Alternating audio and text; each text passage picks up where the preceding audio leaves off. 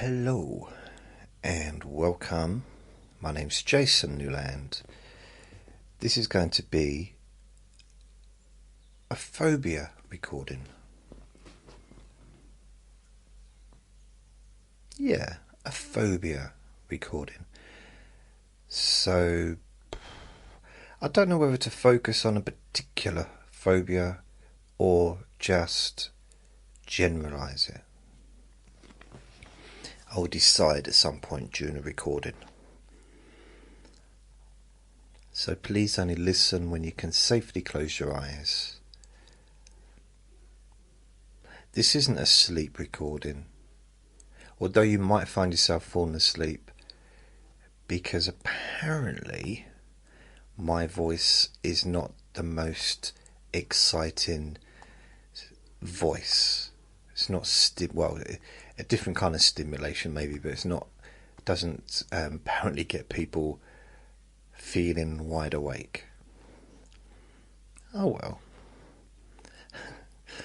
I'll put up with it. I don't mind. So,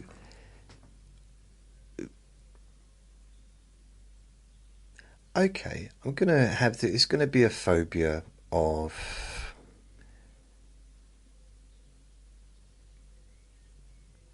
snakes. Let's do a phobia of snakes. So, of course, I don't know where the phobia, if you've got a phobia of snakes, where it comes from. I'll put snake phobia in the title, so don't worry. So I guess only people with snake phobias would listen. The first question is, what's the likelihood of you actually seeing a snake?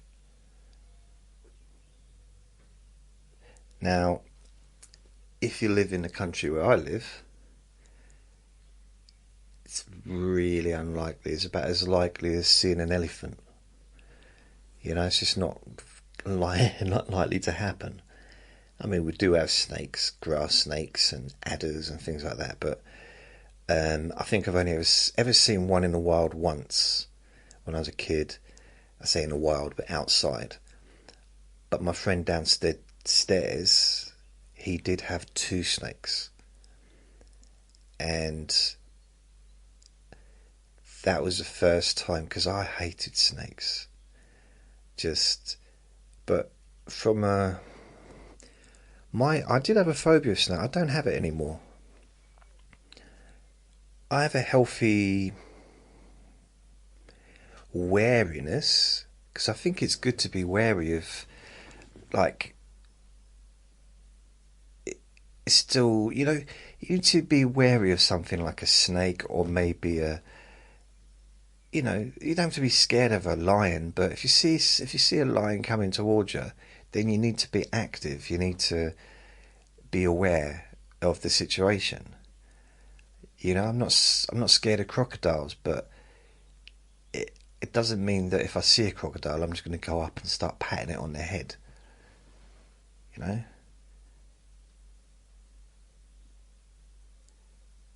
So, if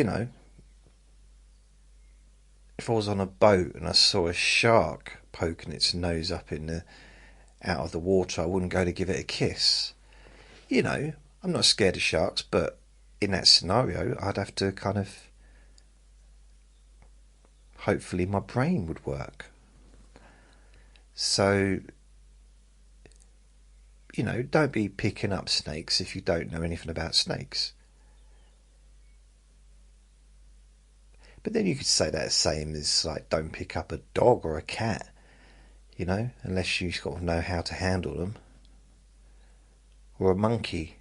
I was going to say giraffe, but I don't even know if you could pick a giraffe up when it's first born, because they're probably the size of a horse, aren't they, when they're first born? I don't know, very tall. Blimey. I think it's the tallest animal I've ever seen.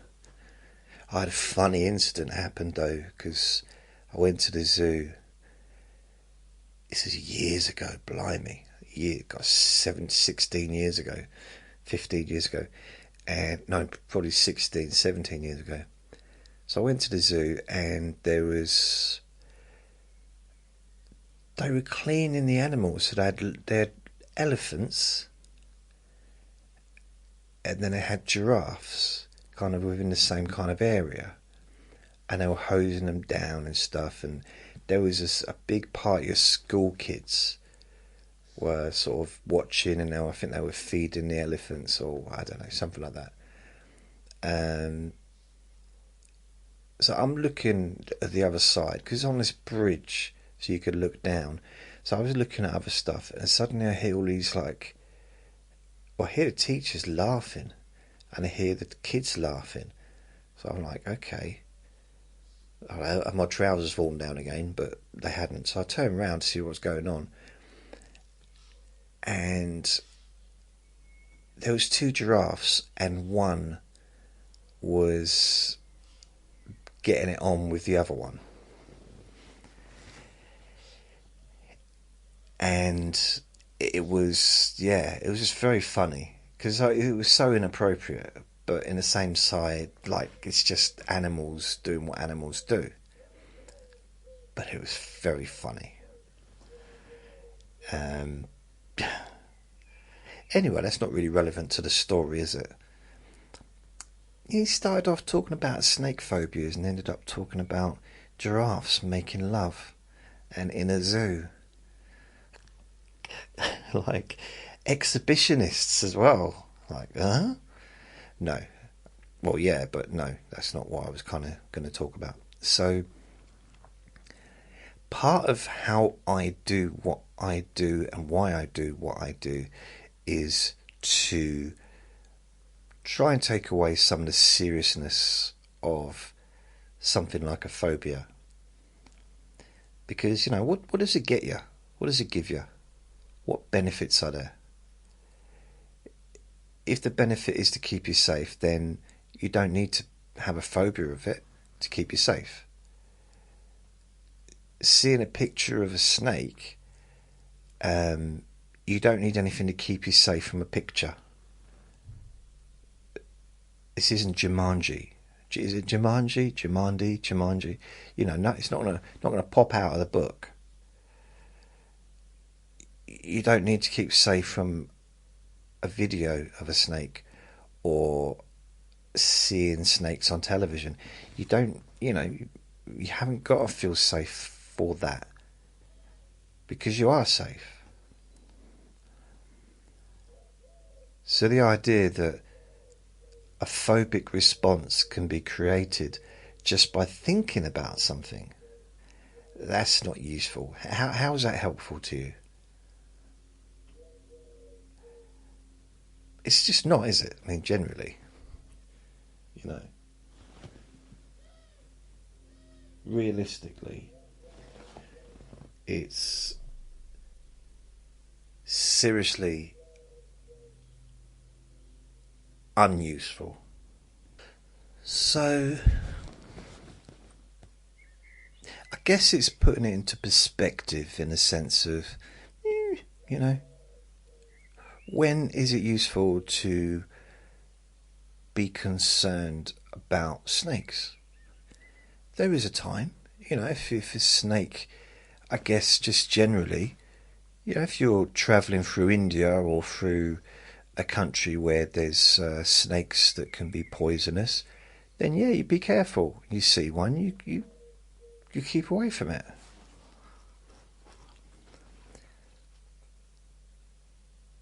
But it's not something that we need to think about, is it? Like on a regular basis. I don't even think regularly about things I like, never mind things I don't like. There's a few things I like to do in life, but I'm not thinking about it when I'm not doing it. Well, generally. I suppose that's the benefit of just focusing on what you're doing when you're doing it, and then moving on.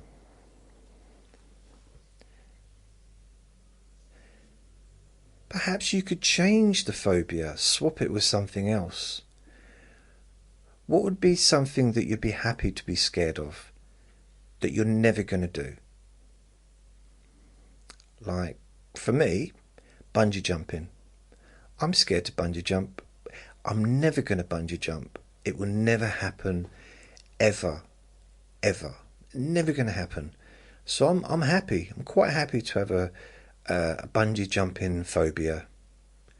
I wouldn't say it's a phobia. It's a bungee jump. You know, it's just something I'd be scared to do, but I'm never going to do, and I'd never see any reason or point to doing it. In the same way, I wouldn't jump out of a plane. There's certain things I just wouldn't do. Not because, yeah, partly because I'm scared to do them, but logically, it's normal to be scared to do stuff like that. It's like, what's the point? What benefit is there? I understand some people get benefit by overcoming fears and stuff like that, but I wouldn't see that as a benefit for me personally, because I'm never going to do it. I'm never going to do it. It's as simple as that. I'm never going to ride on the back of an alligator. That's just not going to happen. I'm not going to swim with sharks. That's not going to happen. Hopefully, you know, not on purpose anyway. So, in that situation, I would be scared. And again, some people get something from that. But what could you be scared of? What could you change? What could you transfer that phobia to? It might sound like a weird idea, and it's possibly something that you've never really thought about before. So you can make up... You all right, Vinny? Vinny, my little Jack Russell here, it looked like he was about to just sit down and stare at me. But I think it's time we're going to go out again in a little while. Aren't we, Vin? Eh? Early start today, 6:30 this morning. Wasn't it? Yeah, 6:30. But unfortunately... Hey, don't growl at me, little monkey. Unfortunately, he saw a dog that he didn't like and he barked, which is way too early. Way too early to be barking. Wasn't it? Eh? Eh? Yes. So, think of something really absurd that you would be scared to do. Like, really absurd. It could be something like eating the largest... I don't know. I don't know what it could be. It could be building the biggest sandcastle in history, digging the biggest trench, you could be phobic against drinking nothing but, I don't know. What would be a weird thing to drink? Bovril. Drinking nothing but Bovril. So you could have a phobia of travelling through a desert and drinking nothing but Bovril, which is the least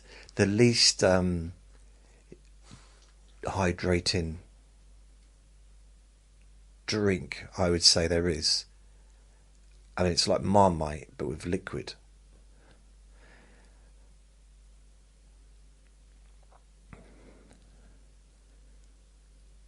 So maybe you can think of an idea for yourself, something that you could be, that's never going to happen. So it can be something like jumping out of a plane, or it could be swimming with sharks, something you've never been bothered about before. But maybe you can have that phobia because you're never going to do it.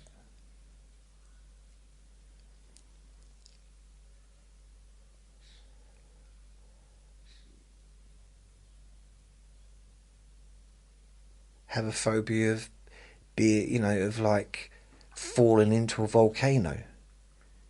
Unlikely it's going to happen.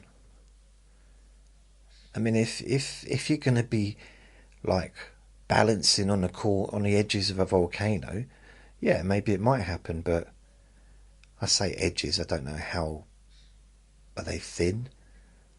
Do volcanoes have thin edges? I don't know. I've never been on a volcano. I'm never going to be on a volcano. The closest thing I'm ever going to be to a volcano is watching it on telly. So what would be an absolutely ridiculous phobia that you can have to replace the snake phobia that you used to have? What could be a nice replacement?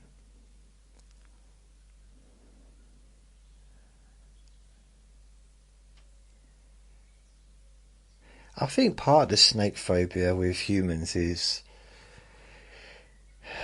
there's that whole kind of, with a lot of people, is they've had a bad reputation, haven't they? Snakes have had a bad reputation throughout history.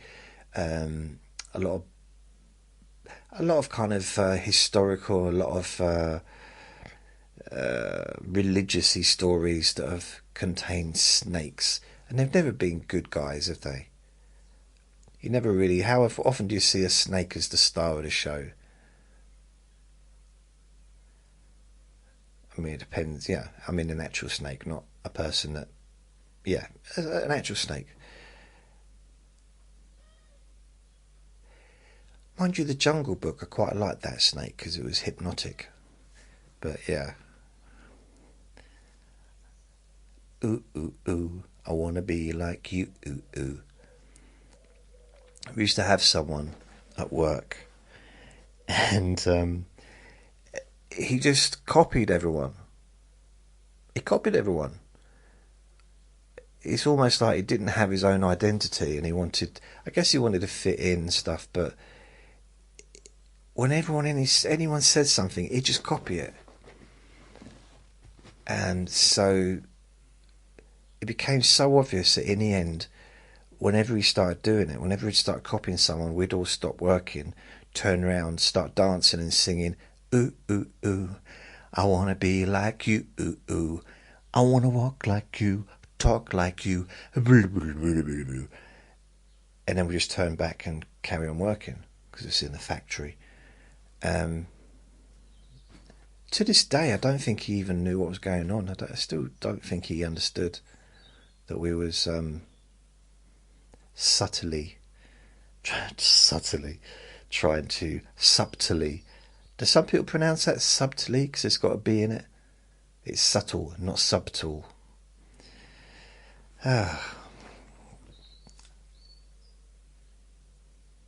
So on the snake phobia thing that you had, what is it? So if you think of a snake, snaky, snake. What? Just imagine one in your mind. What is it on a level of like? Ooh, is it like a 10? Is it a 50? Is it 100? Is it 0? Where is it on a scale? I mean, how high does that scale of like absolute? Let's say not pleasure, non-pleasure. How high is it at the moment? How high was it before you started listening to me blabbling on about stuff? How high was it then? Before I started being, some would argue, a bit random. Don't worry, this is what I do. It might seem strange if you're listening to me for the first time. If this is just what I do, this isn't anything unusual. It's unusual, but it's not unusual for me because it's how my brain works. So, unfortunately, and because I have to deal with it, I share it with others. That's my punishment. So where is it? What scale is it? Are you still bothered the same way as you was? So what we can do, imagine someone that you really like a celebrity, someone that you really, okay, someone that you fancy, maybe even someone that you find very attractive, or just perhaps somebody that you've you've always wanted to meet. So if you saw them, and let's say you were staying in a hotel and you see them in the hotel lobby and you think, what the heck? Why are they there? How, they're a superstar. Why? Or whatever it is, you want to go up and say hello. And you see that they've got a snake around their neck. They've got a pet snake. What do? Do you still want to go and say hello? Do you still... What? How does that change? Do you know what I mean? How is that a little bit different? Realising that actually there's motivation there. Because you want to go and... You want to meet this person. Someone maybe you've wanted to meet for decades even. Since you was a child. And you want to meet... It's like, oh, I'd love to meet this person. But they have a snake wrapped around their neck as a pet, of course. Plus, it's a good opener, isn't it? Oh, excuse me, I don't know if you noticed. I hope not to disturb you, but I just want to let you know there's a snake around your neck. It's an opener, isn't it? It's an opening line. I did that to a neighbour the other day. I saw my neighbour go out in his dressing gown and get in his car. So he rode up the road and turned round and started coming back. And I kind of got in front of the car and said, stop. And he said, what? I said, I think you forgot to get dressed. And I think it was a bit too early in the morning, so I think he got annoyed a little bit. But I thought it was funny. I'm a delivery person, thought it was funny. So, but I just thought it was just... I knew what he was doing because he was just going to park the car around the back. But it was like, are you on the way to work? You've forgotten to get dressed. That was a bit more of a miss than a hit, that one, but it don't matter. But it's an opener, isn't it?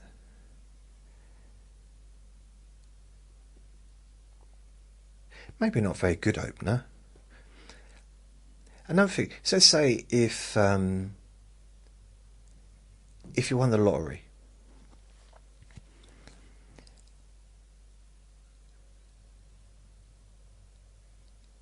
and to get the money, you had to walk through a shop full of snakes, behind in glass cases, but you had to walk all the way through a big, long...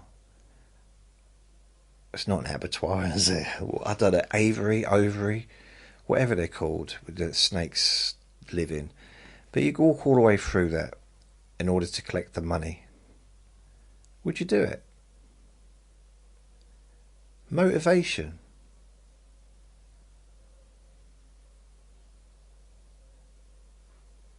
So it's a feeling, one feeling versus another feeling. That feeling that you had before versus the feeling of being extremely wealthy with life-changing money. You could take it a bit further. Say, okay, once you get there, they say you can have the money, but if you look in the small print, you do have to stroke a snake. But you don't have to do it now. The money will stay here. All you got to do is stroke the snake. Come back as often as you want. So that sounded like there was more coming in that sentence, isn't it? Come back as often as you want. And no, that was the end. That was a full stop. So come back as often as you want. That would have been better, wouldn't it? So you can keep visiting there every day with those millions and millions in a big briefcase or whatever money comes in. But you're not allowed that money. So you've walked through the aquarium. Is it aquarium? Avarium? I think a variant might be the word. So you walk through all these snakes on each side. Now you're not even thinking about those anymore. That's not even an issue. You're thinking about touching the snake. But you're also thinking about the money. Yet, previous to this situation, you would not have wanted to have walked. In fact, you wouldn't have walked all the way through there with those snakes in cases, glass cases either side. You wouldn't have done that.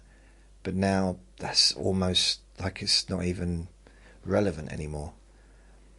So you walk into the end, you got the person there. So what if the person is there is the person that you really have always wanted to see, always wanted to meet? A childhood hero, maybe your favourite singer, your favourite actor. Maybe it's someone that you're secretly in love with. I don't know, it could be anything. What would you do? Would you stroke the snake?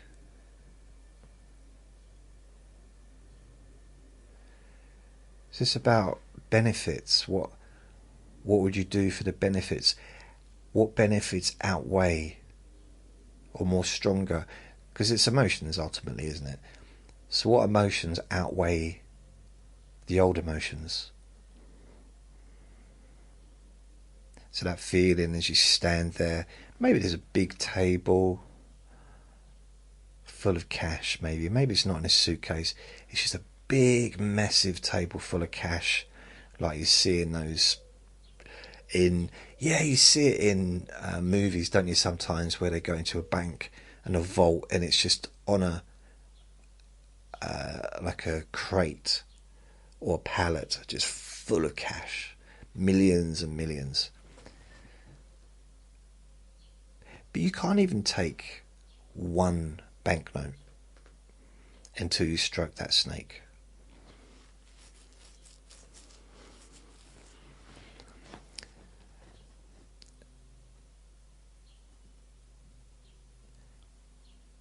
So it's kind of like, okay, what would you do?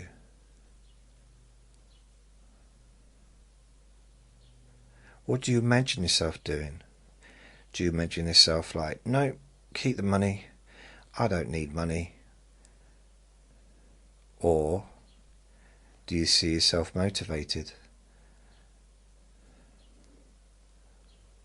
Maybe you start to think, perhaps the idea of changing phobias is not a bad idea. Find something you're never ever going to do, ever, in your life.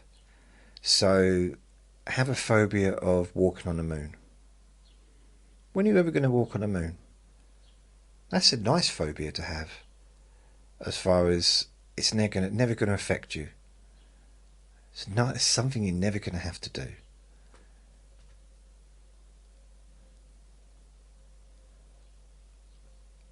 Travelling through space, digging down to the Earth's core. You know, it's something that you're very unlikely to ever do.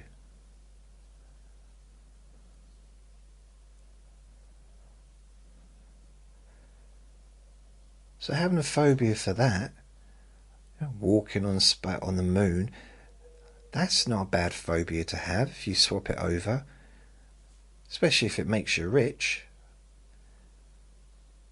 But to be fair, even better than money is to have that freedom. Because once one phobia goes, the others seem to just flip away, like, I was going to say bingos, but dominoes. Where'd they come up with bingos? Bingo cards? I mean, bingo cards are just flat, aren't they? That makes no sense. So, it weakens it though. It's the old analogy, isn't it? Like, if you've got a bit of steel, You can bend it, keep bending it, keep bending it. Eventually it will just snap. When I say bend it, I'm not talking about me bending it, but you know, sort of probably machinery. But eventually it will snap, because it becomes weaker and weaker the more it's bent.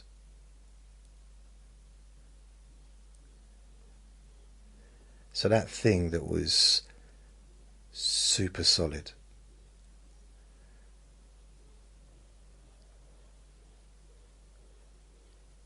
is now just gone.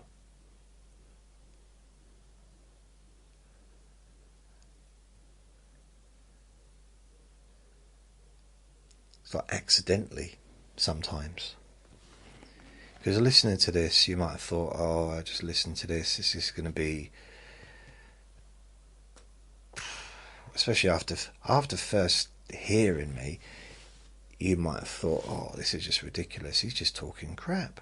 He's talking a bunch of crap. It sounds like he's on drugs or something. I'm not. I'm on medication, but not on drugs. I'm on medication. Don't worry, you're safe. But then sometimes listening to something like this can have almost like an accidental benefit, because your mind changes in a way. It can change the way that you view yourself and the way you think about things. And those images and maybe those little movie clips that you used to play in the past about snakes seem to have become a little bit muffled. So I've got videotapes. I say videotapes. I've got video that I made, because I used to make videos on YouTube, MySpace first, then YouTube, you know, nearly 20 years ago. And some of those videos are just worn out. Even though it's digital, it's just terrible picture. But at the time it wasn't that bad. And it's a little bit like fax, or not fax, a photocopy is, I don't know if people usually they use photocopies anymore, but you do the first photocopy is a really good picture, but then when you take a photocopy of a photocopy, then a photocopy of a photocopy of a photocopy, eventually it's a terrible picture. And it's a little bit like that with memories sometimes, because our memories get muddled together anyway. That's been proven by psychology experts, that even our memories aren't exact or precise, which is the same meaning really, isn't it? I don't know why I said it twice.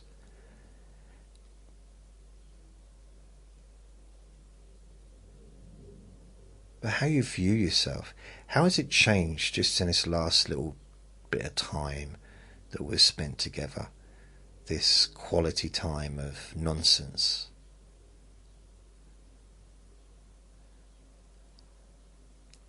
It goes back to the first question, like, what benefit is there to have any kind of emotional reaction to snakes?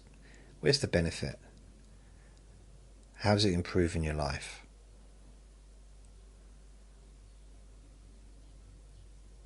How's it improving your day to day?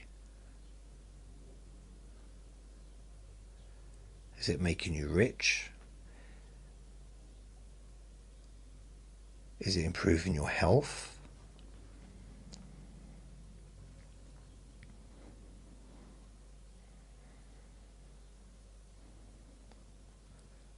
So how often would you need to go back to that table walking past the snakes in the glass cases that you're not even noticing anymore, how long would it take? How often would you need to visit looking at that big pile of money before you were able to stroke that snake? How fed up would you get, keep visiting and leaving?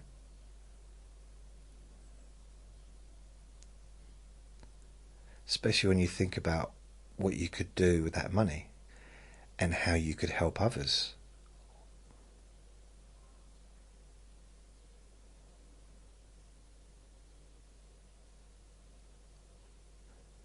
So eventually you say, okay, I'll stroke the snake.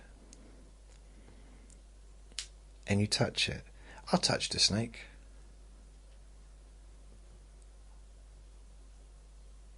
I did. My friend had a snake. I touched it. It was alright. Didn't excite me. Didn't repulse me. I was neutral.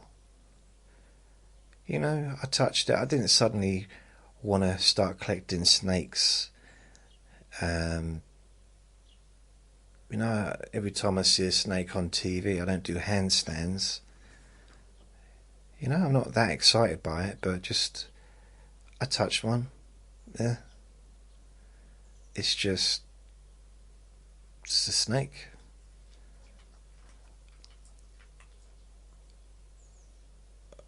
But I didn't care about it anymore because, you know, those snakes were in my friend's flat downstairs. They weren't always in the case. Often they were just, he was holding them and just got used to it. Almost didn't care, really. Ah, okay.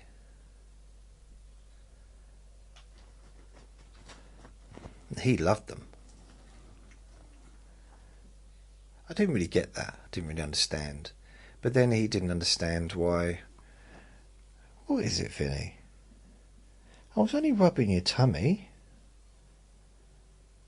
You're such a wally sometimes. I was rubbing your tummy. You should be in a good mood. You've had treats. You've been out. Haven't you? Eh? I think it's a bit too warm for him today. I think it's cloudy outside, but it is still fairly warm. So yeah, it's kind of one of those things. It's amazing how easily our minds change.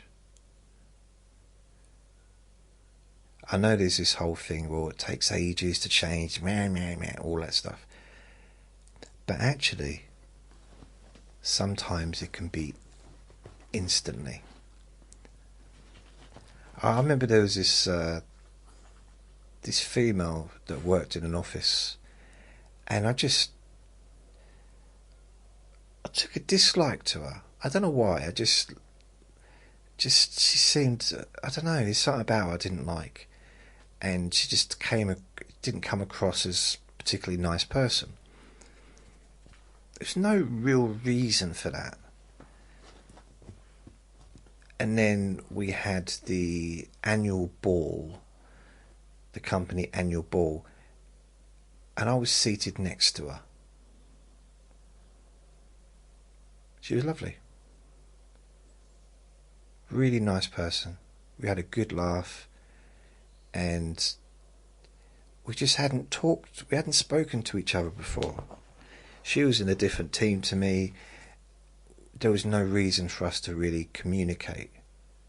But I would see her walk past and stick her finger up at me. No, she didn't. She didn't do that. But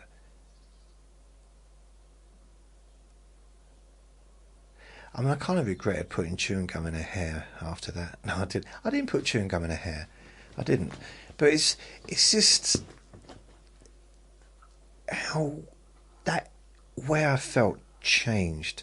Oh, another time, when I worked in a call centre, I was talking to this man, a customer, and he was an absolute arse all the way through the recording.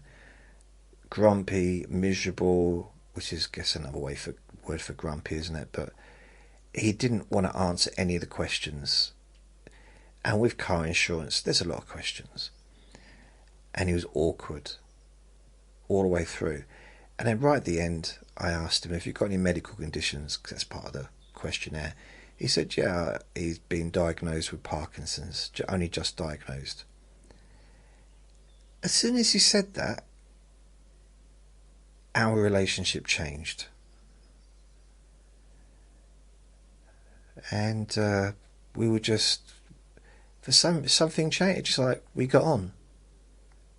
We were laughing, and we got married last year. No, we didn't. But yeah, it was like really, it's like completely changed. His attitude towards me changed. My attitude towards him changed.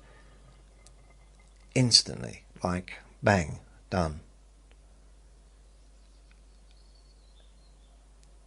So changes don't have to take ages and ages and ages. In fact,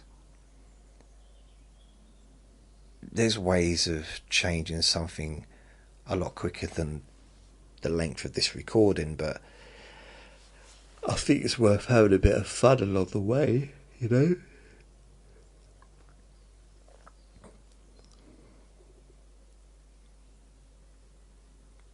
So you've got two images, put one next to each other. One's an image of walking on the moon, the other image is of a snake. You just have to choose one. Choose one that you're not bothered by. Choose one that you would not do. So it's not like you're bothered by a picture of someone walking on the moon, because ultimately, you know, what does it matter? It's just a picture, and you've probably seen it many times over the years. But the idea of walking on the moon yourself is not something that you're going to want to do. Or you could go even sillier with it. Forget the moon bit. Imagine trying to... Yeah. So...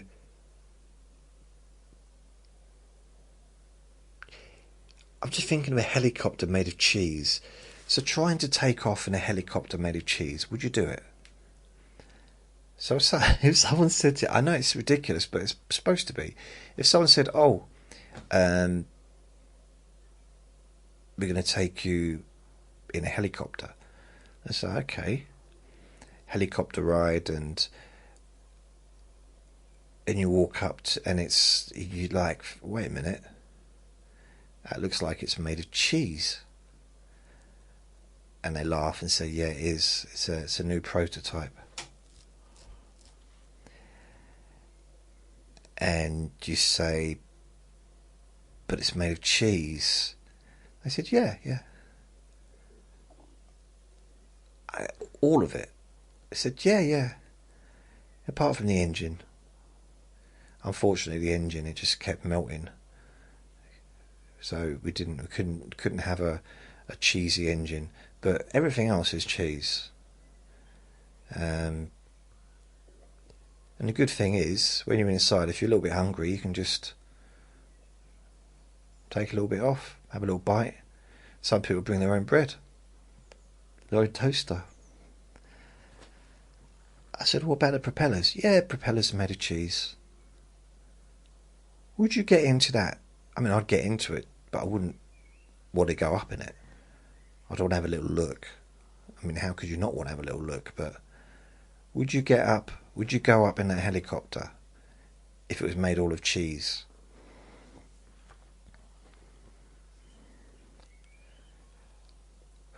Or if you were about to go on a big cruise and you got there, you got to the ferry or wherever it was that the ships are, and you saw your ship, and instead of being like the normal ships, It was a huge, huge piece of paper shaped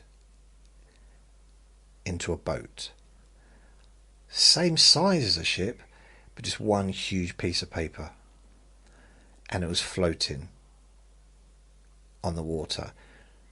And they said, "That's your ship. Let me show you to your cabin." Is a cabin made of cheese by any way? And it is. I said, "How did you know? Would you get on that ship?"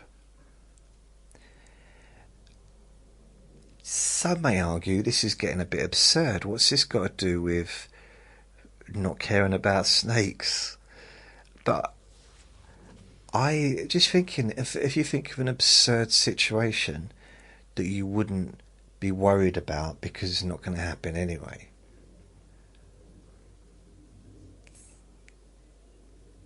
I think of another thing. Let's think. I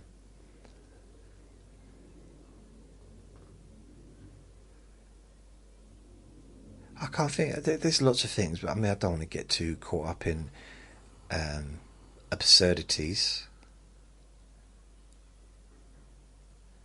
But what would you choose? Maybe a train made of matchsticks. Matchsticks do still exist, I think. So a train made of matchsticks.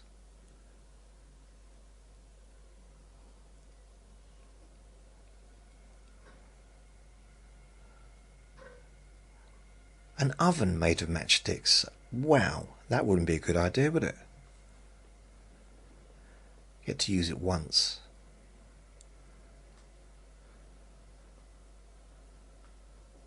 Self-lighting.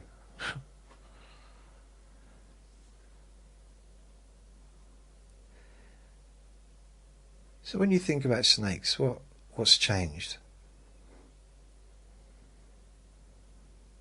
Be honest, are you bothered by it, really? Bothered by a snake? Ooh, a snake, ooh. Is it? That might come across as a bit mocking, but I guess it was supposed to. Not in a bad way, just in a mocking way.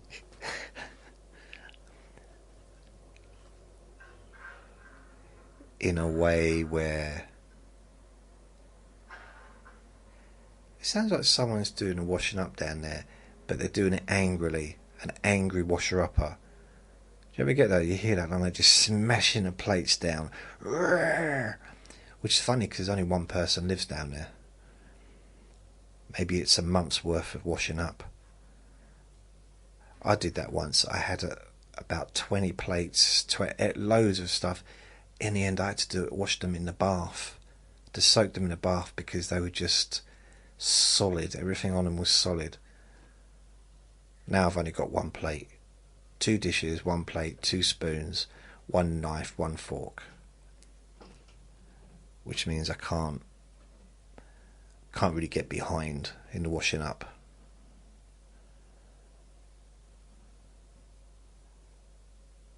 You may wonder, what's that got to do with not caring about snakes, the washing up, and how many plates I've got? I don't know. It might have something to do with it. I mean, this is like, let me bore your phobia away, so it is. That's kind of what it is. Did I mention that? Let me bore your phobia away at the beginning. I don't know if I did, sorry. Yeah. So this is when I just talk about a phobia and I just waffle on. I've actually got a podcast specifically for this, believe it or not. Oh, yes, I do. I really, really do. I can't believe it, but I do. I might have some ice cream. Ice cream. I might. That's a good time about it. That's a good time. That's a good thing about this time of year, because I like to have the odd cornetto, probably once a day. That might be a little bit too often, but yeah, I like to do like a little bit of ice cream. I do also need to be careful of my sugar intake, but I don't think there's any sugar in ice cream. And the cone is chocolate, so there's no sugar in chocolate either, I don't think, so it should be fine. I don't know about the cone though. The cone, the cornetto cone, I don't know if there's any sugar in that, but the rest of it should be fine. And the strawberry sauce, well, that's strawberries, so they're good for you, aren't they? So I imagine the sauce is just made of pure strawberries. Perhaps melted strawberries, because when the strawberries melt, they go all gooey, don't they?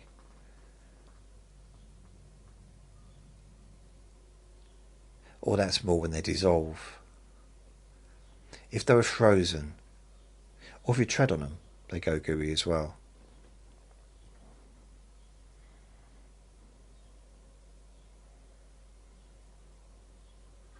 How do you feel different to the way you felt before you decided to listen to my squeaky voice talking maybe about random things throughout this recording? Perhaps not as serious as you thought it was going to be, possibly. But how do you feel though? That's the thing. That's the bottom line, as far as I'm concerned. Regardless of what I do or say, it's about how you feel different. How you can notice those changes within yourself. And perhaps you're surprised at those changes. Maybe.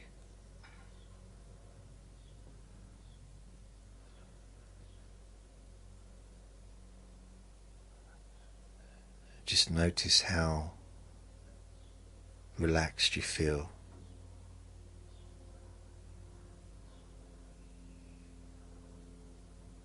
And how you realize that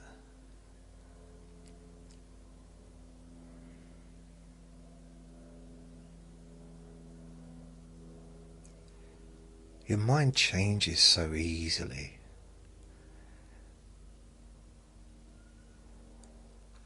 And once you realize that you're no longer bothered by snakes, you're no longer bothered by them.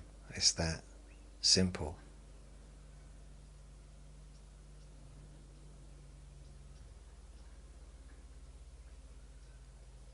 And you can relax.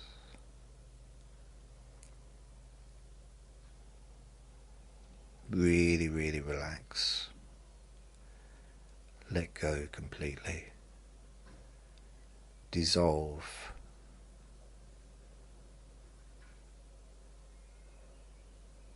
Completely.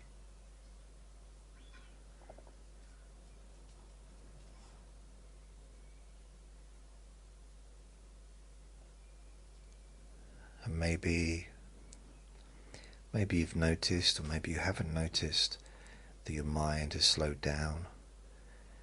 Your breathing has slowed down and become deeper naturally. Your body is relaxed.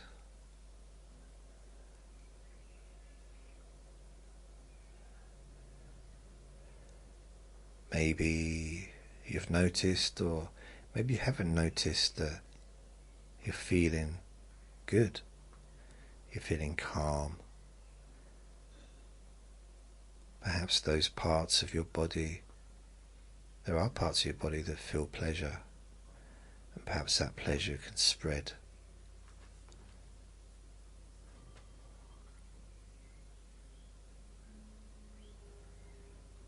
And you can feel that sense of release, not just in your muscles, but in your bones,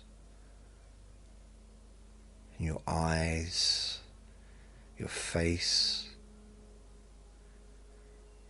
and your shoulders and your back, your chest and your stomach, your neck, hands and fingers, arms,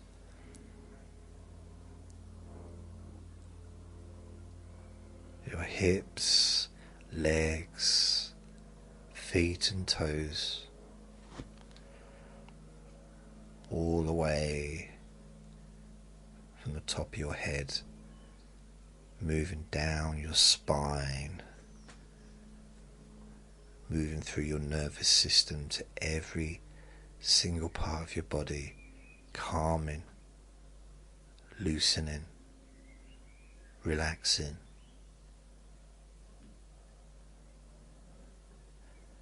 Peaceful.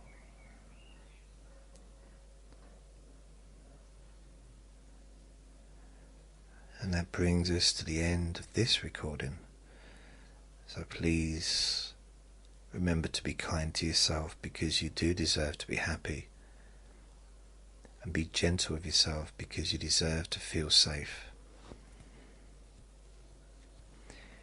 And you can listen to this as many times as you need to. And every time you do listen, you become more relaxed. And your mind will open up and absorb more of the positivity. Lots of love. Bye.